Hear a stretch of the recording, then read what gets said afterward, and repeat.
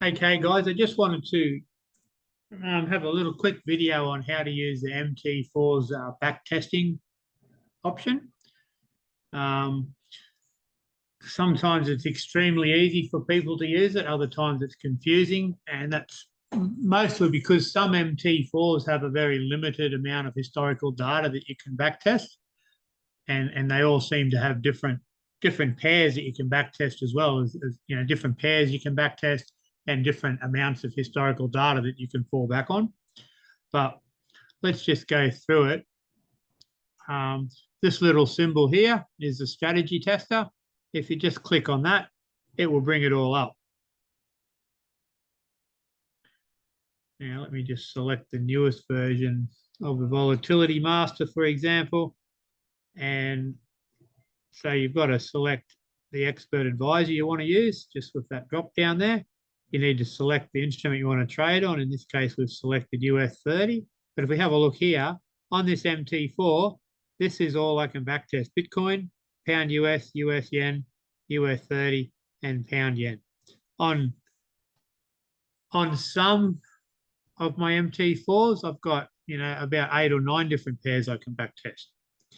I'm not sure exactly how or why that is. It's just how it is. And now that I've selected what I want to trade, you always want to select. You've got 3 options here. This is the quality of the back testing. You always just want to use every tick, which is the most accurate back testing there is. Takes a little bit longer, but you've got to have accurate back testing. Alrighty, so then you can, if you check the use date box, you can put the date range that you want to trade. So I'm going to go back here to July 1st until December 31st. That's what I've mostly been back testing everything on. So the other thing you need to do, if you haven't done any yet before, is press function F2 and it brings up the history center. So let's go down here to indices and we'll find US 30. Double click on US 30 and bring up all the historical data. So click on the 1 minute or double click on the 1 minute and click download. What it's telling you here is this historical data you're going to download. It's not from the particular broker or the MT4 platform that you're using. It's actually coming from the MetaQuote Software Corp.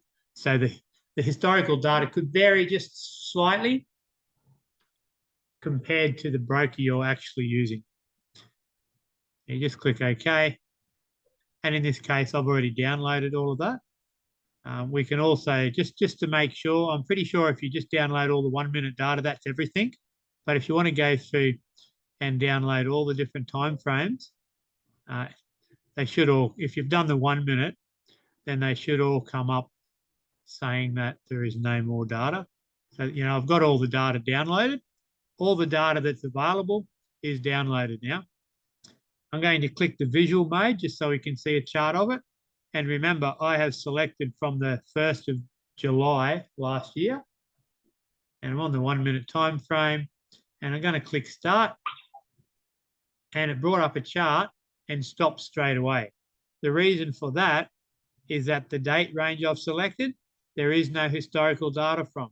So I'm going to change the end date range until today. Now if I start it, the chart came up. And it came up starting on the 18th of January. So the historical data I can check on this particular MT4 for US 30 is only from the 18th or the 19th of January until today. So very, very little data that I can backtest. So you want to try it on visual mode first and see how far back your historical data goes. Now, I believe, I haven't done it myself, I know other guys in our group have. If you Google it up though, there are other ways of downloading historical data. The other option is just to try a different MT4 platform, which I'll do just now. So I'll just jump over to one of my other MT4s. This is one from Pepperstone, and I'll bring up the strategy tester for it. And I don't have the newest version of Volatility Master on here, but this will do. And UF30, and I'm testing from the 1st of July through to 31st of December again. We'll have a look at the visual mode so that we can see that it's working, and we'll click start.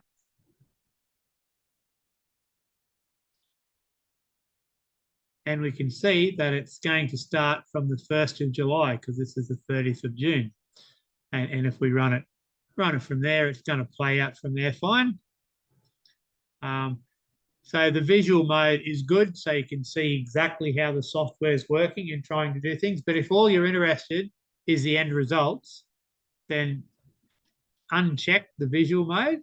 Oh, hang on, I need to stop it first. But uncheck the visual mode, and it will happen. It will do it a lot quicker.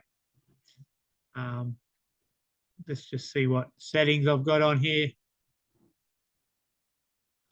So these are the settings that I used in the results that I shared in the backtesting results. A much tighter stop loss.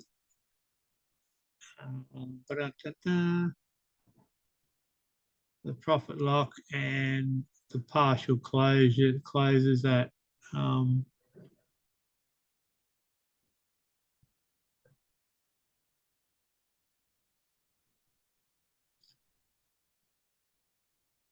yeah, so that's just it. I don't know if they'll actually optimize settings or not, but it'll be something close.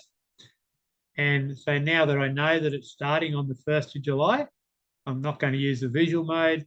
I'm going to click start, but I'm just going to look at the results on the graph tab here, because this will play out a lot quicker than if we're looking at it on the actual chart in the visual mode.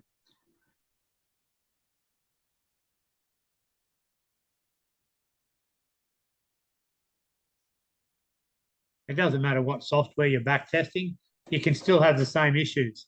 So if you're having trouble back testing anything on any instrument, make sure that you've got the historical data and that it's starting from when you want it to. And the other thing you want to check, which we will do here in a minute when this finishes,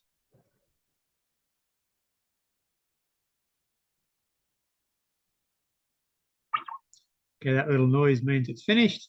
And if we have a look at the report, we've made $8,000, starting with $10,000 balance. So that was just over 80% profit we made on those particular settings.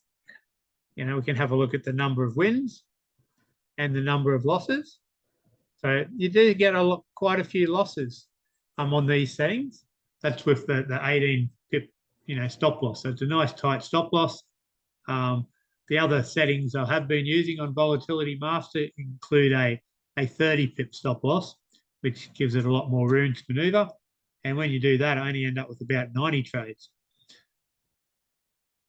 Anyway, the other thing you need to look at once you're finished and you click on the report tab is you need to look at this ticks modeling quality. It needs to be 90%. Okay, that's the best you can get just on the MT4 tester. If it says anything lower than that, generally it's going to be 90, or it's going to be something silly like 30% quality. Now, 30% quality isn't worth knowing about because the results aren't accurate at all. So it needs to be 90% quality. If it's not, that's an issue with the historical data that you've downloaded. If you've just done it through the the function F2 and download it from Microsoft MQL5 Corp or whatever it is, that's not much you can do about that. But I know some guys have Googled up other ways of downloading historical data and it improved the quality that way. What else? So just quickly, remember on the other MT4 platform I was on, we only had those 4 different pairs to choose from. If we have a look on this one, we've got a whole heap more. What have we got? We've got 3, 4, 5, 6, 7, 8, 9, 10, 11, 12, 13 different pairs that I can backtest. Why is it a difference from platform to platform? I'm not really sure. Maybe I need to Google more. But so that's the option. Some MT4s are going to have more options on pairs, more options, more historical data to test on. The only other option as far as back testing goes is to, you know, pay for a back testing service. There's one called 4X Tester, and you know that's the one that everyone seems to recommend. I haven't paid for that service yet. I've had a look at it. It's not hugely expensive, but it's not particularly cheap either. But I will definitely probably end up using them at some stage so that I can get more optimized settings for a bigger variety of pairs for us to trade off. All right, guys, so that's about it as far as what I know about the MT4 back tester. Yeah, hope that helps out a little bit, or at least helps you troubleshoot why it may not be working. I'll leave it to you and I'll talk to you later.